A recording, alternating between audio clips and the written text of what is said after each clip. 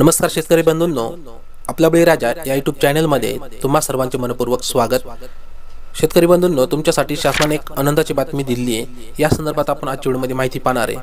शासनाने एक वेबसाईट किंवा एक पोर्टल काढले, शासन आणि महाआयटी मिळून एक पोर्टल तयार केलेले आहे त्यांनी। या पोर्टलवर किंवा या वेबसाईटवर तुम्हाला जे विविध अनुदाने भेटतात, जसे की अतिवृष्टी अनुदान, दुष्काळ अनुदान, तर हे पाहता यावं म्हणून तुम्हाला एक विशिष्ट क्रमांक नंबर टाकून तुम्ही त्या ठिकाणी डायरेक्ट तुम्हाला पेमेंट किती झाले, कोणत्या बँकेत झाले, कोणत्या तारखेला झाले, सक्सेस झाले की फेल झाले, या संदर्भात सर्व अपडेट्स त्या पोर्टलवर दिले जाणार आहे।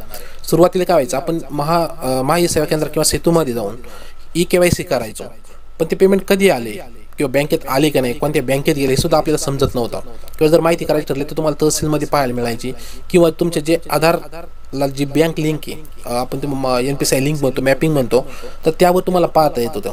पण सर्वांनाच सुविधा ही नव्हती, कारण त्यासाठी तुम्हाला सेतू केंद्र किंवा विविध ठिकाणी जावं लागायचं।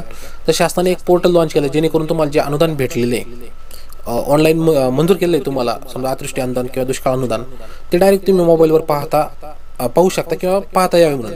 ओके, तर या संदर्भात आपण आजच्या व्हिडिओमध्ये माहिती पाहणार आहोत। या ठिकाणी तुम्ही पाहू शकता, शासनाने हे जे पोर्टल आहे emh.disastermanagement.mahit.org/payment status म्हणून या ठिकाणी दिलेलं आहे। आणि या ठिकाणी please enter your VK number, म्हणजे विशिष्ट क्रमांक नंबर या ठिकाणी सांगितलं आहे।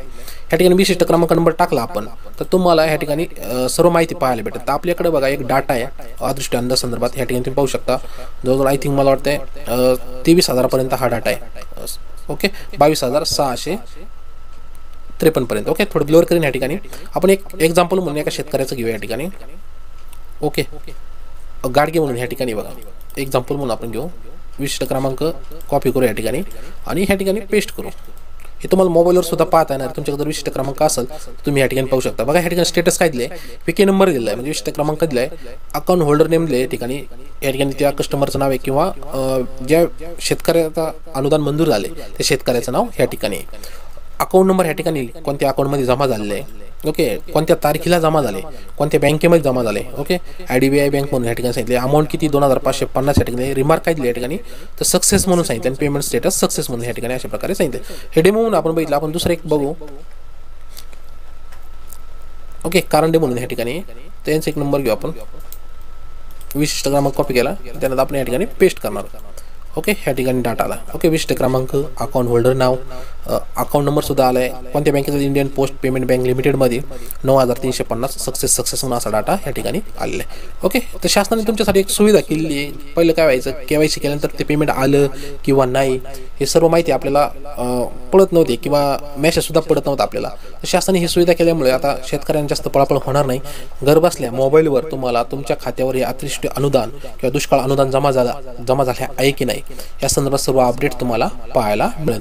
ओके, तर ही सुविधा चांगली आहे, शेतकऱ्यांसाठी आनंदाची बातमी आहे। फक्त शासनाने आता या खात्यावर अतिवृष्टी अनुदान सोडलं पाहिजे।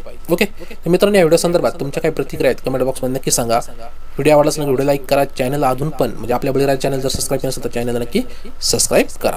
थँक्यू।